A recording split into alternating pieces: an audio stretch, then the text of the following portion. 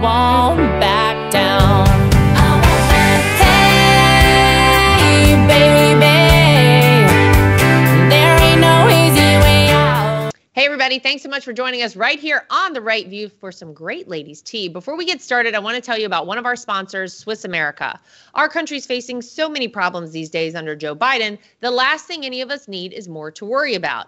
Unfortunately, we now have to fear losing our freedom and privacy with the Democrats' new push for a digital dollar that could allow the government to tell us what we can and cannot buy with our own hard-earned money. That's why I'm encouraging every one of you tuning into the show right now to get The Secret War on Cash, an insightful report created by my friends at Swiss America. With this report, you'll learn how to protect yourself from the threats facing our freedom and your hard-earned money. The report is available right now to my listeners free of charge. Just call 1-800-289-2646 or visit www.swissamerica.com/Trump for your free report. Tonight, we are joined by editor-in-chief of the Post-Millennial and Human Events, Libby Emmons, and contributing writer for Media Research Center TV, Stephanie Hamill.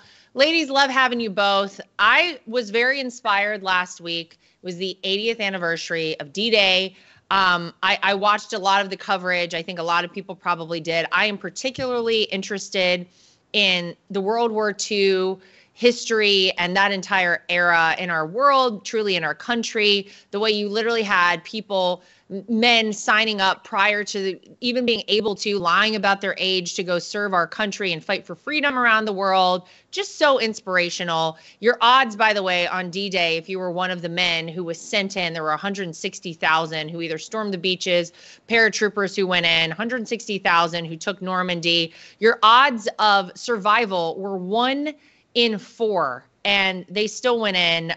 It's just, I was so inspired by it all. And then, of course, I watched, Stephanie, like a lot of people, the coverage, and I saw Jill Biden over there, of course, hosted by France. And there was a big, not any interest in really what was said by Joe Biden, more interest, as it turns out, in a gesture or gestures that he made. There was some question here in America as to what happened with Joe Biden over in France when he was in Normandy. Stephanie, give me your take. What did we see happen, and how crazy is it that we're actually having a conversation post Joe Biden, the leader of the free world, and again, I'll remind people, as crazy as it is, President of the United States, going over to France, and did something happen in his pants or did it not? What do you think, Stephanie? Where are we in America right now? I mean, it's like I'm laughing, but also like I'm crying inside that we even have to have this discussion, right? The internet and social media was set ablaze because people were seriously wondering if the president of the United States crapped his pants on stage during the ceremony.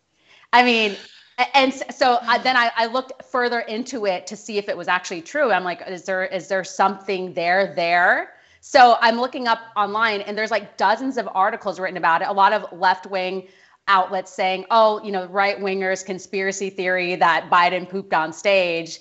But the fact that we even had to have this discussion and that there's like dozens of articles that are having to defend Biden is absurd. I mean, this just shows where we are right now in time, in society, in this country, and in the world, that the leader of the free world, we just don't even know if he's crapping his pants on stage. I mean, we see him gaffe after gaffe.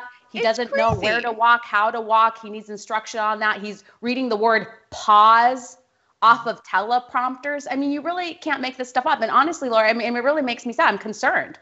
Yeah, this is very concerning. Libby, this is, again, President of the United States, Commander-in-Chief, leader of the free world. I imagine if you went and did a Google search right now and you type in, did Joe Biden, I imagine it would fill in some sort of number of possibilities as to what Stephanie was just referencing whenever it autofills for you. It is very concerning. And I always look at a situation like that and I say, oh, well, we have the president of France there with him. And what is it that our allies around the world are thinking of when they look at Joe Biden in a situation like this? What are our enemies thinking, Libby, whenever they're witnessing this? Because we're all seeing the same thing go down. Yeah, we are all seeing this exact same thing. And it is very troubling. The most troubling part is the number of fact checks there were saying, no, the president did not, stoop down like a toddler would into their diaper. That's not what happened. And that was truly shocking to see that it needed this many fact checks, which often happens when Biden does something completely stupid on stage. And it is disconcerting to see that our allies are seeing this too. And as you said, even more disconcerting that this is what our enemies are seeing. These are the people who said the adults are back in charge when they took office. And what they really mean is that the extremely elderly who should probably be in a home are back in charge. And it's pretty scary to watch that. But did you watch the video? I went back and watched it like several times. And he did kind of like what my 1-year-old does when he's about to go number 2. He got quiet and started kind of like crouching down. Jill did something like, Jill. yeah. Like, no, not right now, hon. I don't even know what to say. It's shocking. And here we are in America, and we're going to have in less than 5 months a presidential election between that man and Donald Trump. So, oh my gosh. In other Biden news, people may have noticed that Hunter Biden was in court. They've got a whole court thing going on for him. And I'm going to go ahead and assume that, Stephanie, that the goal is we should look at this and say, oh, Hunter Biden is in court. Well, then there's not a 2-tier justice system. Everything is fine. Everybody should calm on down. We could all sleep well at night now because Hunter Biden is having his day in court in Wilmington, Delaware, where the Bidens are beloved. And this is it. Then we should just shut up and move on. Stephanie, is that the goal?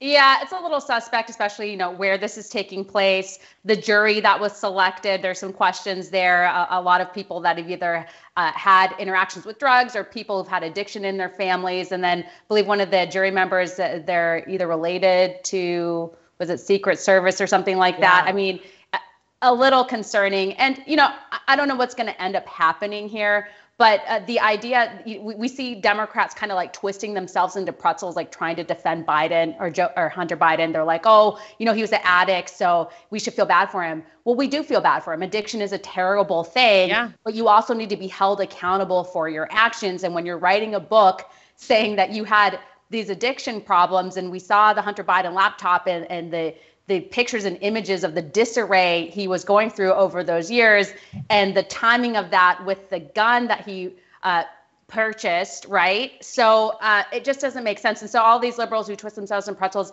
defending Hunter also don't like guns, but then in this case, they're like fine with it. It makes no sense to me. But, I'm not sure what's going to happen here, what the jury will decide, but we heard Biden say that he would not pardon his son. BS. That's a lie. We all know it. Of course. Well, he's not going to tell us that now. And I mean, look, who am I to make an assumption on what's going to happen here? But in my mind, Libby, if I wanted to make everybody think that everything was just on the up and up, let's not worry about things. There was no effort to thwart an election and the will of the people by throwing Donald Trump into deep blue Manhattan where he could not get a fair trial with a judge who was unfair and all the things. Of course, a case that never would have seen the inside of a courtroom had it not been the name Donald Trump attached to it. We're supposed to be okay with it. And if I were going to write out the script for this, I would say, hey, we're going to find him guilty, but the sentence isn't going to be a real sentence. It's going to be something like time served already, or like he's already been in the courtroom, so we're not going to worry about it. So that everybody says, look, Donald Trump had a guilty verdict. Hunter Biden had a guilty verdict. We're all okay. But really, Libby, the bigger issue here is not Hunter Biden's crack-induced gun issues. The bigger picture here is, and I think what most Americans are concerned about when it comes to the Biden family, is their influence peddling across the world. The fact that they have been paid by foreign nations. You look at Hunter alone with Ukraine, where he got a job with Burisma, an energy company with zero experience in this field. He was being paid $80,000 a month to do what a lot of people ask. He was getting money from China. They got money from Russia. These are all very concerning things. And people say, well, what kind of promises were made for all this cash that you guys got that ultimately did see its way to Joe Biden? Joe Biden, by the way, Libby, before you answer that, has repeatedly said, I had nothing to do with any family business. I never took any money. But Politico has a different take. They say despite President Joe Biden's repeated claims that he is not involved in his family's business dealings, a Politico report found that many of the staffers and advisors who work closely with him have also had business associations with his family members, both during and after their tenure with Biden. Politico's investigation revealed a pattern of overlap between the president's political and family spheres dating back to Biden's first Senate campaign. This all-in-the-family approach has persisted over the years, with political patrons forming business ties with Biden's relatives who have, in turn, also converted some business partners into campaign supporters. It's all mixed up together, Libby. But we're supposed to look at the gun charges, right? Yeah, I think that you're right. I think this gun charge is a complete diversion. No one is actually going to be held accountable here for the influence peddling that has clearly been going on for decades with this family. Hunter Biden has been the bag man, and now he's going to get thrown under the bus. And that is the best use for him right now, per the family, is my guess.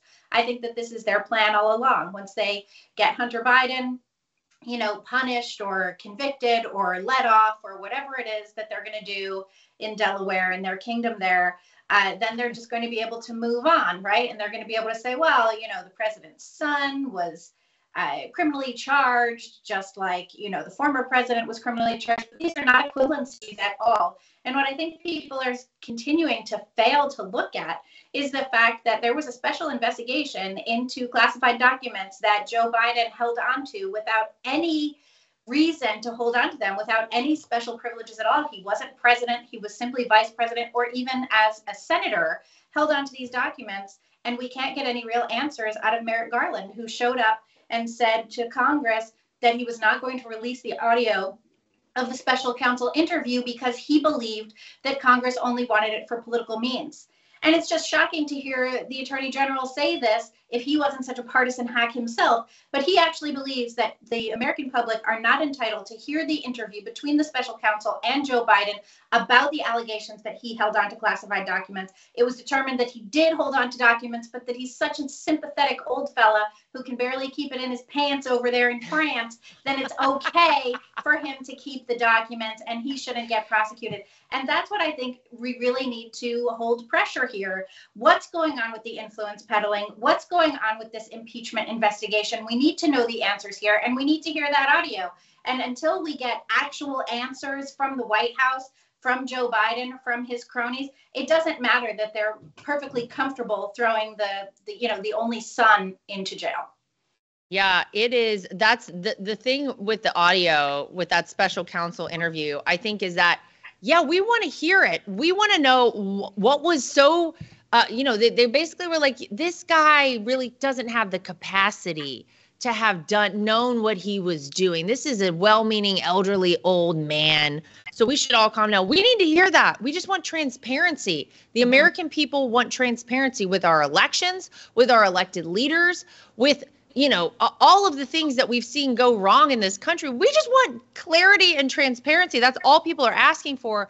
But no wonder they don't want us to hear it, Libby. They're worried about Joe Biden. We all know why this is all going on, because if you can't charge someone for an obvious crime because he really doesn't have all his faculties about him, that is very problematic if you're trying to run that individual for president of the United States for a second time. He's got a big problem on his hand because there were a staggering number of protest votes against Joe Biden in the primaries. And now we know the actual numbers. And these are very problematic, Stephanie, for the Democrats. More than 500,000 voters in Democrat primaries voted uncommitted over voting for Joe Biden. So people went in. They actually made their way to a polling location, which we know the turnout for primaries is significantly lower than the actual general election, right? They went out to vote uncommitted, essentially against Joe Biden. So they made their way to a polling location to do this. In Michigan alone, there were 101,000 uncommitted votes for Joe Biden. There will be 36 uncommitted delegates going to the Democrats' convention coming up in about a month and a half. So that means that whenever they go and they're going to all vote, they have the delegates who vote for who they want to represent their party for president. There will be 36 uncommitted delegates, people in the crowd at the DNC convention who are not going to raise a hand for Joe Biden. Maybe they decide to at this point. Maybe they're convinced they're going to do it. Somebody talks to them. But as of right now, they are not voting for Joe Biden. The state with the most uncommitted votes and uncommitted delegates is the state of Minnesota with 11. So let's look at those two states. Where are we talking about? Michigan and Minnesota. Those are two states that Joe Biden has to win in order to become president of the United States. Those are two states also that we at the RNC and the Trump campaign have on our battleground map. Those are states that we intend to win. And the polling right now in both those states is trending in the direction of Donald Trump. Stephanie, they have a huge problem on their hands on the Democrat side. A huge problem, but I'm wondering, like, that's all for the uncommitted? Like, wouldn't it be more? I mean, their campaign has been disastrous, administration and their policies disastrous. And then right now they're like running it like a drowning man clutching at straws. They're throwing everything at the wall to see what sticks, and nothing's working for them. I mean, if you just look at their handling of Israel and Gaza, I mean, they're literally funding both sides, and they're wondering why the left and their base is angry. It's like, right. And then just what was it last week? They unrolled their new immigration policy. It's like we would been told all these months that there's no crisis at the border, and then all of a sudden now there is a crisis at the border. They're admitting it, and you have to think back at his like first day in office, all the executive orders that he rolled out to undo all of the great immigration policies that President Trump had implemented. And so who else would you blame besides yourself? So they're admitting that there is a problem. And, they came out with the student loan debt that they're going to erase some of that. But that's just not Don't worry enough. about the Supreme Court ruling. You can't do that. Just go ahead and do it. I mean, it's just, right? It's such a mess. Yeah. No, they're in a mess. I mean, a mess is the right word, I think, Libby. What do you think of that? What do you think of the timing of coming at us with some immigration policy all of a sudden? Do you think people will actually buy this, Libby? I think that there's a good chance that they will. And that's because a lot of times people only read the headlines, and the headline is, Biden's border security plan. And if you actually dig into it, there is no border security in this plan. It is still a plan that would let in, I think Massey the other day said something like 1.5 million per year. The New York Post had it up to 1.8 million, because there are still all of these other pathways that the Biden administration has put into place to allow illegal immigrants to come into the country, surrender themselves, and be released. And that is still what's going on. So it kind of doesn't matter if Biden caps the number of illegal immigrants crossing the border per day at 2,500, because he still has all of these other pathways. There's 30,000 per month that can come in from countries that are, not particularly friendly or favorable to the United States per month via this app. There's all of these other ways that they can get in, parole programs and things like this. And if you look additionally at what Biden's plans for the border what his plans are, it's that they're going to reduce illegal immigration by making all of these pathways legal. Right. So their method of reducing illegal immigration is to change the definition of illegal immigration and just make that same thing legal immigration. And that's what they're seeking to do. And the American people cannot be fooled by what's going on here or by these border plans.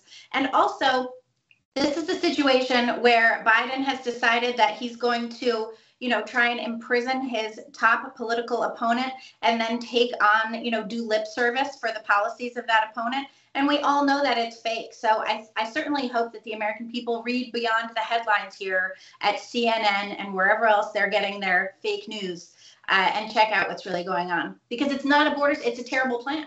Yeah. And you see that from border agents. They're like, nothing's different. If you're suffering from chronic pain, listen up. Here's a way to help you get real relief. As a fitness fanatic myself, I understand that recovery is just as important as the workout. But whether you're recovering from an injury or just looking for everyday relief from pain in your joints and muscles, nerve pain, fibrosis, and inflammation, I recommend Golden Revive Plus from Up Wellness. This advanced all-natural formula combines 6 powerful anti-inflammatory ingredients, including a proprietary turmeric extract that's 200 times stronger than raw turmeric. All of this to address the root cause of your pain, reducing scarring, swelling, and tissue damage using the healing powers of nature to help your body heal itself. Formulated by husband and wife team Doctors Josh and Amanda Levitt, Golden Revive Plus gives you real pain relief and better range of motion, plus better heart, eye, and brain health. Join the over 300,000 Americans who are already using Golden Revive Plus to get and stay pain-free. For a limited time, you can try Golden Revive Plus for 30% off at goldenrevive.com. Just use the promo code TRUMP at checkout. All right, I want to share a new company with you called Googie Pet. Googie Pet is a total game changer for dogs. Pet owners care deeply about their pets because they're members of our family. I've introduced my dogs to Googie Pet all-natural vitamin chews, and not only do they think they're getting an extra treat, but I know I'm doing something great for their health and longevity. Big brands often put profit before our pets' health, but Googie Pet is different. It started with 3 dog-loving brothers on a mission. Partnering with a PhD animal nutritionist, they created Googie Pet, a family-owned business producing dog vitamin chews that are made in the USA. With Googie Pet, every ingredient has one purpose: to improve the health and happiness of our dogs. The Googie Pet 10-in-1 multivitamin chews not only improves their joint flexibility, energy levels, and gut health, but also makes their coats softer and shinier than ever. Googie Pet hemp calming chews naturally ease dogs' anxiety, making them calmer, happier, and healthier. I'm so passionate about improving the health of dogs like mine that I've secured a special 40% discount offer for you. Go to googiepet.com/Lara Trump and it will redirect you to buy on Amazon. Use code Lara Trump, LARATRUMP at checkout for 40% off. That's googiepet.com/Lara Trump and use code Lara Trump at checkout. Well, if they let me back on CNN, they had me on about a week and a half ago. If they let me back on there, I'm happy to talk about it. I don't know. The last time they had me on was 4 years ago, so we'll see when they ask me back. You know, the idea that we are going to just do things to say we do them, and it actually has no impact, and it really, as you just say, is like lip service, Libby. It's so frustrating because the American people just want results. They want somebody to come in with common sense and do things that actually make a difference in their life.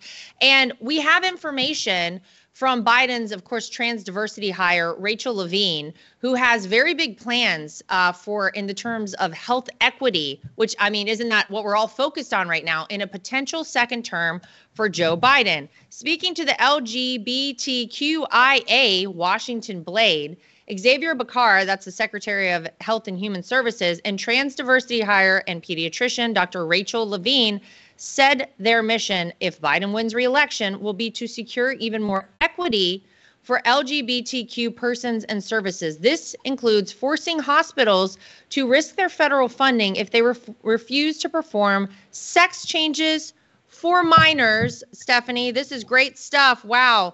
What a great platform to run on. The insurance companies also will not be able to block any funding for procedures and drugs specifically used for the furtherance of trans identity. So basically, if you are an insurance company out there, get ready because you're going to be paying for a lot of procedures if Joe Biden wins. And any hospital that isn't going to, do these things for minors, also you're going to have some big problems with Rachel Levine and Xavier Becerra. So look out, Stephanie. The great news is they're really focusing on the things that matter to people most in this country, huh?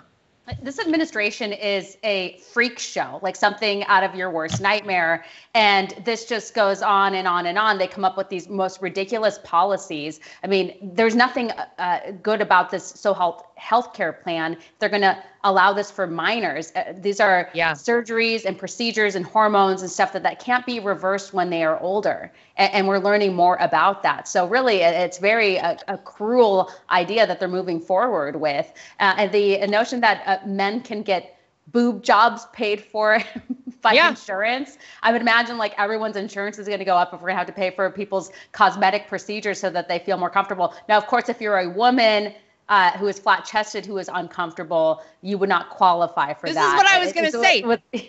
Here's the big picture. Ready for it? If you're a guy and you're like, you know what? I think I'd feel better with some big breasts. You can go out under this plan that Joe Biden and his team are rolling out for his second term in office, get yourself a nice pair. However, if you are an actual woman and you feel like you want to have the same thing done, you're not going to have insurance pay for it. Libby, what the hell are we doing in this country? What is this? This is crazy. Full blown. Yeah. No, for sure. I mean, Biden backs boob jobs for boys. That's part of his whole platform. That's what he really wants to see happen. And yeah, like you said, if you're a woman, you cannot get a cosmetic procedure to have your breasts enlarged. That is not considered gender affirming. If you're female, it's only considered gender affirming if you are male. And that is part of what Rachel Levine has planned. It's important to remember Rachel Levine has not been Rachel Levine for Rachel Levine. Rachel Levine was married in a normal heterosexual marriage, raised children, experienced all the privileges of being male in medicine for, Levine's whole career, and now is coming out being like, I'm a lady now. I get to wear the dress and be the first female admiral in the whatever stupid thing that they came up with. Yeah, it's absolutely ridiculous. I hate that this is happening to our country. And it is important to look at other nations to see where we could be going. In Canada, there was a fella who was approved to have both kinds of genitals be on his body. Oh. And the health service there is paying for it. And he's having the procedure done in Texas. So that's kind of baffling.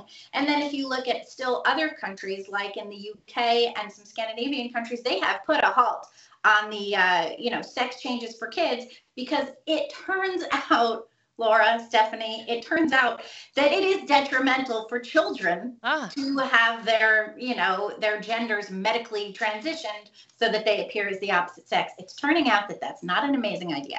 Yet the U.S. is going full steam ahead, and so is Canada. And that is what we get to expect in a Biden second term. Yeah. Laura, think about where we started, which was like, we just want to be left alone, like stay out of our bedrooms, to like now they want insurance companies to pay for these elective surgeries. They want the government to pay for it for people who are identified as trans in jails, military as well. I think and the then VA they go has after to pay for the these children procedures as well. Yeah, the they want to military is doing it. Yeah, they want to transgender the children. And so, it's just incredible where we are today with this now. And I just feel so bad for the kids. And as you pointed out, that Levine, he had a life, he raised a family, he had that opportunity to do that. And with these policies and this effort from the left to push kids into it, they're going to take that opportunity away from many young kids who right now may think that they want to do this, but then later down the road, maybe things will change and they want to have a family, their own family, and they can't do that anymore. And there is a young woman actually who went through being trans, had her breast removed, and she's very prominent in speaking out about detransitioners, and she's a mom now. And you can follow her on X, Prisha Mosley, and she's talking about how painful it is for her emotionally to not be able to nurse her child. She just had a baby. And there's lots of women who have trouble nursing for lots of different reasons, but imagine that this is something that the medical industry did. You made the choice. You were pushed into it by societal pressures, and you actually actively sought out to do something that then later on in life is so problematic. A doctor did this to you. Yeah. A doctor did this to you. And Biden wants more doctors to be forced to do this to young ladies. Libby, you brought up Canada as an example of possibly where we could be heading. And the Canadian Cancer Society is very upset because they mislabeled a body part and they feel terribly about it. Stephanie, instead of using the word cervix, they should have instead used the words front hole. They say, this is not even a joke. Literally, you go on the Canadian Cancer Society's website and they have a whole apology about how upsetting it could be for people to feel like if they're a man and now a woman, or woman now a man, using the word cervix, can't do it. Apparently, though, you could also use bonus hole as well if you wanted. Here's my problem with all of this. The fact that you actually have apparently a medical society, this is the Canadian Cancer Society, not even able to use medical terminology to talk about things. We've got to blanket everything with all of this nonsense and all these words that no one knows what they mean. And it's ridiculous. Are we, I mean, this could be problematic. You go in and talk about your bonus hole. Nobody knows what you're talking about. Stephanie, what are we doing with this one in Canada? Man. Yeah, I'm laughing because this is so idiotic, but Yeah. this is the reason, another example why so many people are losing trust in healthcare, the experts, because of stuff like this. I mean, it's so absurd. And they're so concerned about offending those who might be offended by the word cervix, but they're not worried about offending women. I mean, how degrading is it that they're calling this a front hole? The cervix is not even a hole. Correct. If you will. So it's crazy. And then they did apologize. I did go on their website to go look at it, and they have it like listed under words matter. Yeah, words matter. Like if you can't even identify that body part, why should I trust you as a health expert? So for those who are donating to this organization, they should stop. I mean, this is an unserious organization, obviously. Yes, I would say so. Libby, I don't know, you think about the trajectory of something like this, and whenever women continue to speak out and say, hey, we feel like we're being erased. There are literally men winning beauty pageants out there. There are men winning all of these sports competitions out there. Now you're taking away literally parts of our body and just degrading us with terminology like this. I don't know what other evidence women need, that they are literally being pushed aside and we don't seem to matter anymore. Their focus is obviously making sure that a very, very small minority of people who exist out there are extra comfortable with everything. What about the rest of us? Yeah, and it kind of goes beyond just this language change, because if you dig further into the Canadian Health Service website on cervical cancer, they also say that if you are they don't use this terminology, but if you are a person with a bonus hole who is involved in the medical system, you will not be a person who is notified about the risk of cervical cancer and notified to get screenings, because you are this person who has been identified as male in your medical records. So once you say that you're trans in Canada, if you're a female, you are now categorized as male in your medical records, and doctors will not let you know that you need to have screening for cervical cancer or whatever else it is, the uterine cancer or whatever else it is. And we've also seen this happen multiple times, where what you end up with is a woman who is trans, who is pregnant, who ends up in the emergency room and says, hey, I'm having these weird stomach issues. And because she is classified as male, they don't check for pregnancy. They don't run a pregnancy test. Oh my God. Because they are absolutely morons, right? They figure that if you will it, then it just exists. All you have to do is say that you're male and take some drugs, maybe cut your boobs off, and suddenly you are. And they no longer provide proper medical care for you, because they are going along with your absurd delusion that you can change your body just through wishes and surgery alone. Well, and I'm sure these people, say you go into an emergency room, Libby, with exactly that, with stomach pains, and you say you're a man and you've altered yourself in a way that maybe you appear to be a man. And the person who's treating you is like, I don't know, this kind of looks like maybe it was a woman at one time. I don't know what this is here.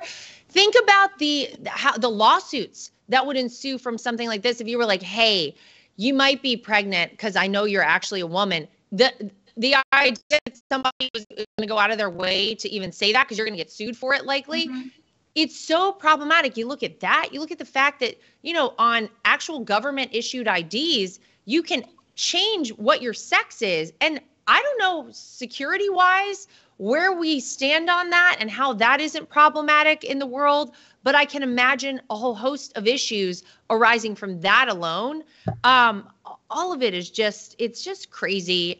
It's very upsetting that this is where we are, but here we are. Some good news that we got over the weekend is that 4 hostages that were taken in 8 months ago in the October 7th attack on Israel are now back home. They have been rescued it was a combo of IDF, ISA, which is the Israeli security agency, and the Israeli police. There was an Israeli police officer who was killed in this rescue, and obviously very grateful that these people are home. I got to be honest, Stephanie, I had no idea that any of these people would still be alive at this point.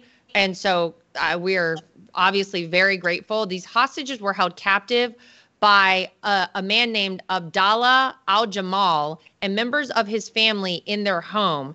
This is further evidence, they say, the IDF, when they announce it, says it's further evidence of the deliberate use of civilian homes and buildings by the Hamas terrorist organization to hold Israeli hostages captive in the Gaza Strip. 8 months, I can't even imagine. There were 3 men rescued and 1 woman rescued.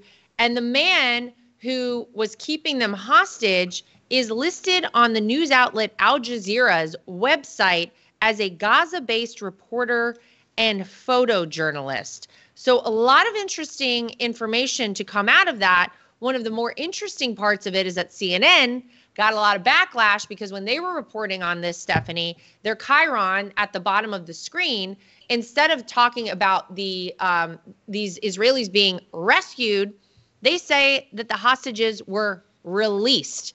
I don't know if that was an accident or on purpose, but they caught a lot of hell for it. CNN.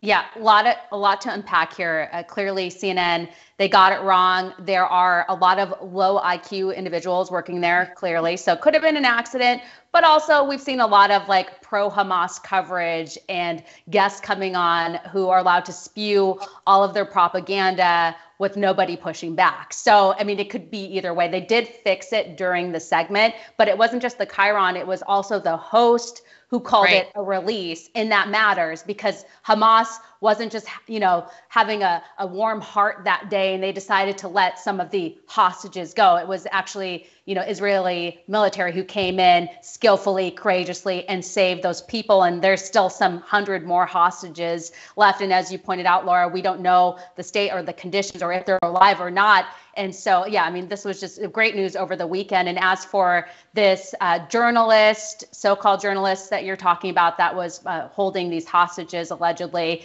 well, Al Jazeera denies that he worked for them, but he does have an author page on Al Jazeera's website. I just checked it. It's still up there. He had one article, but it gets even worse. He actually worked for another organization writing for them as a freelance contributor. And this organization collects or is a nonprofit in the United States. So, I mean, like you just can't make this stuff up. And he had several articles, and I went back through like dozens of his articles all the way back to October 7th, 8th, around that time.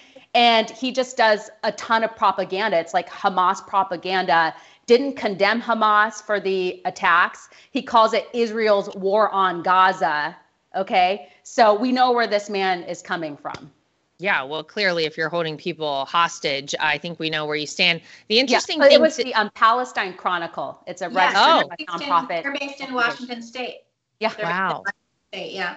Interesting. The part that I found very fascinating, Libby, was when they talk about the fact that this is further evidence. Of course, the IDF wrote this, but you hear constantly the media talk about, and all of these college protesters talk about the civilian casualties caused by Israel, right? And when you look at what Hamas is doing and the way they operate, it seems as though they actually want those headlines. No shocker. They want the headline of Israel attacking, women and children and civilian areas. And they want it so much that they strategically make sure that whenever attacks happen, that's the area that Israel is going to strike. They make sure that they have people who are maybe firing at Israel from that very location. So, when Israel retaliates, guess what's going to happen? This has been part of their scheme the entire time. This is nothing new. But the IDF, of course, is saying this is further evidence. Look, we just want to get our people back. We want to live in peace, and we want this whole conflict to end. But this is sort of the way it seems like Hamas plays, and it's made it very challenging for people to see who may have been, kind of indoctrinated into the idea that the Hamas terrorists, for some unknown reason, have done the right thing here. This is, the way that they do it, though. Yeah, Hamas doesn't care about Palestinians. They care about killing Jews, and they don't care about Gaza. They care about destroying Israel, and that's been clear for decades. I mean, that's just their entire MO. That's what they want. And Hamas also, it's not just the IDF, but there's other reporting too that shows that they put the hostages in civilian areas. they were paying Palestinian families to guard these hostages in homes. So when the IDF goes in to rescue the hostages, they have no choice but to go into civilian areas and civilian homes to get these people out. And Carol Markowitz put up an interesting tweet over the weekend where she was talking about how the men who were rescued were never going to be part of any deal. Hamas was never going to let the men go, right? Men are not part of a hostage negotiation. We've even seen that with the Biden administration. They let out, Brittany Griner, and they Paul Whelan is still in prison in Russia. So that is something that we see every time there's hostages. The men are typically kept behind. So the only way they were going to get out was by being rescued. And there were protests over the weekend slamming Israel for going in and rescuing these civilians, these people who had been kidnapped from a music festival in October. And as Stephanie was saying, the outlet that the journalist who was keeping 3 men in his home on the payroll of Hamas worked for is a not-for-profit in Washington State. And there's actually an effort today by a Jewish organization, who is it here? It's the National Jewish Advocacy Center, and Holtzman Vogel sent a letter to Merrick Garland saying, you really need to look into this, and you really need to get the IRS to pull the funding, the charitable status designation rather, from this group, because groups that are advocating for terrorism anywhere in the world have absolutely no business being designated by charities as, from the United States of America. Wow, I wonder what the odds are that Merrick Garland's going to do that. Oh, I don't know. Zero. Check it out. Oh, I hate to be a cynic, but sometimes you just have no other option. I'm not going to hold my breath, Laura, over it. Yeah. I don't think we should make any big wagers on that. This is pretty obvious. It's probably not going to happen. Now, if it was a nice Christian elderly lady who maybe was protesting out on, in a space on a yard somewhere or something, then that would be cause to go after her. But I digress. 2 years in prison, right? 2 years. Yeah. You might as well just put her in prison. 75-year-old grandma. Yeah. Right. Yeah. Straight to the jail. Straight in. Do not pass go. Do not collect $200. So there's so much more that I want to talk about, but I really want to get to this before we go today. I got to tell you, just when you think things have gotten crazy and it can't get any worse, I'm in New York for the summer, and I'm outside of the city, so I'm not in the thick of it all the time. But now apparently, Stephanie, we're going to have giant black and yellow spiders the size of a human hand that can fly in their webs coming to the Northeast. Now, I know you don't live in the Northeast, so this is nothing you have to worry about. They're called Joro. I don't even know if I'm pronouncing that right, spiders. And something else nice that China gave us, they came from China. Apparently, they came in on like shipping containers or something into Georgia, and now they are poised to arrive in the northeastern United States this summer, including New Jersey and New York. They can fly up to 100 miles by turning their webs into makeshift parasails. When you feel like you're in just like an alternate universe and you're like, are we in the Twilight Zone? What's going on right now? Where we're talking about all the crazy things. Literally, we started this whole thing out talking about the president of the United States, maybe not pooping his pants on the world stage. I don't know. Now we got flying spiders, Stephanie. Help me make sense of it. Why? Why is this happening? Yeah. And the fact that they're from China, it's like China's the gift that keeps on giving. Keeps on giving. And the reason they're going to be able to make it to New York and some of these other states is because they're using these webs to like fly at a fast speed. Like, what the hell? Could you imagine? Could you imagine seeing this? I can't handle it. It's a big no for me on giant flying spiders. Not surprised it's from China. Luckily, I'm hoping I don't have to deal with it here. I do have some massive spiders around here that I have to deal with already, so I don't need any more. Yeah, you're in Idaho. You're kind of, out there. Yeah.